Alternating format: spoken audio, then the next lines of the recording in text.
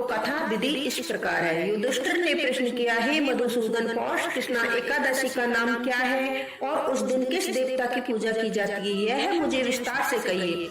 भगवान श्री कृष्ण कहने लगे कि हे धर्मराज, एकादशी व्रत से मैं जितना प्रसन्न होता हूँ उतना अधिक दक्षिणा पाने वाले यज्ञ से भी नहीं होता, अतः इसे अत्यंत भक्ति और श्रद्धा से युक्त होकर करें। हे राजन, अब द्वादशी युक्त पौष कृष्ण एकादशी का महत्व सुनो।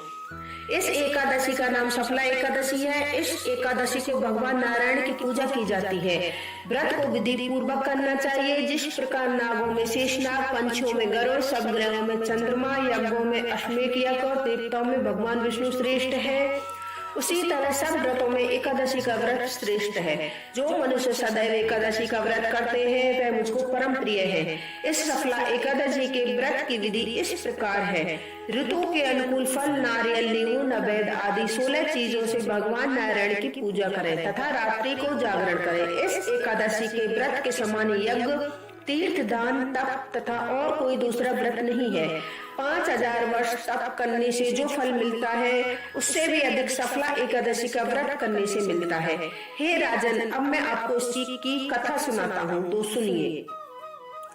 चंपावती नगरी में एक महिष्मान नामक राजा राज्य करता था। उसके 4 पुत्र थे। उन सब में लुम्बक नाम का बड़ा पुत्र महापापी था। वह सदा परस्त्री तथा वैश्यागमन में अपने पिता का धन नष्ट करता था तथा देवता, ब्राह्मण और वैष्णवों की निंदा किया करता था। तब राजा को अपने बड़े पुत्र के ऐसे कुकर्मों को ज्ञान हुआ तो उसने अपने राज्य से उसको निकाल दिया। तब लुम्बक विचार करने लगा, अब मैं कहाँ जाऊँ, कहाँ रहूँ, क्या करूँ। अंत में उसने चोरी करने का निश्चय किया।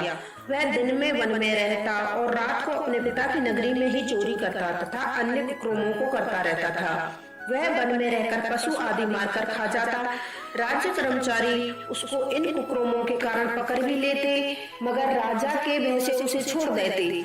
उसी वन में एक अत्यंत प्राचीन विशाल पीपल का वृक्ष था जो देवताओं के समान पूजा जाता था। उसी वृक्ष के नीचे लुम्बक रहता था। कुछ समय पश्चात पौष कृष्ण पक्ष की 10वीं के दिन वह वस्त्रहीन होने से शीत के कारण सारी रात्रि सो नहीं सका और उसके हाथ पैर अकड़ गए। वह रात्रि उसने बड़ी कठिनाई से व्यतीत की और सूर्योदय होने पर भी मूर्छित पड़ा रहा।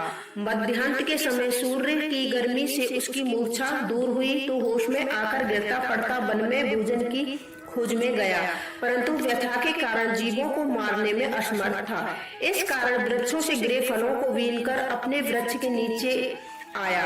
उस समय तक सूर्य भगवान अस्त हो गए थे, अतः उसने उन फलों को पीपल के वृक्ष के नीचे लाकर रख दिया और रोकर कहने लगा, भगवान, यह सब फल आपके ही अर्पण है, आप ही इनसे तृप्त होइए। उस रात्रि को दुख के मारे उसे नींद भी नहीं आई। इस उपवास और जागरण से भगवान अत्यंत प्रसन्न हो गए और उसके सब पाप नष्ट हो गए।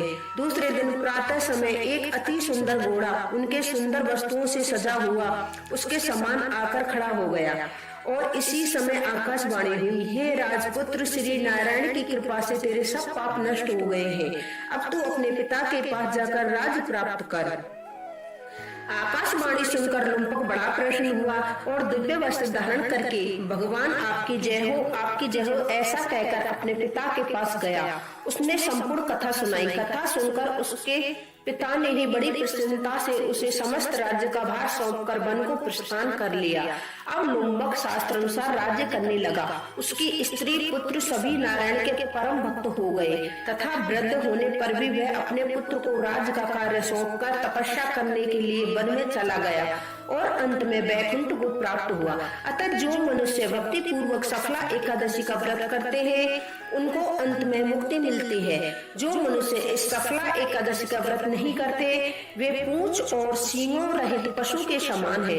इस सफला एकादशी के महत्व को पढ़ने अथवा श्रवण करने से मनुष्य को अश्वमेध यज्ञ का फल प्राप्त होता है। फलहार, इस दिन तिल और गुड़ का सागर लिया जाता है। दूध से बनी मिठाइयाँ, दूध, फल, मेवा ले सकते हैं। राधे राधे दोस्तों।